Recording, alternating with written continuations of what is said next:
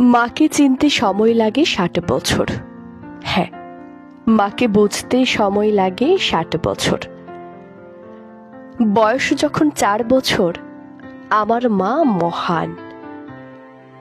বয়স যখন ৬ বছর, আমার মা সব বোঝে, আমার মা সব জানে, আমার মা সব থেকে সাহসী। বয়স যখন ১০ বছর, আমার মা ভালো কিন্তু একটু রাগী। বয়স যখন ১২ বছর, আমি যখন ছোট ছিলাম আমার মা আমার সাথে খুব ভালো ব্যবহার করত, আমার সাথে খুব ভাবে মিশতো, ইনফ্যাক্ট আমাকে কোনো কাজে বাধা দিত না।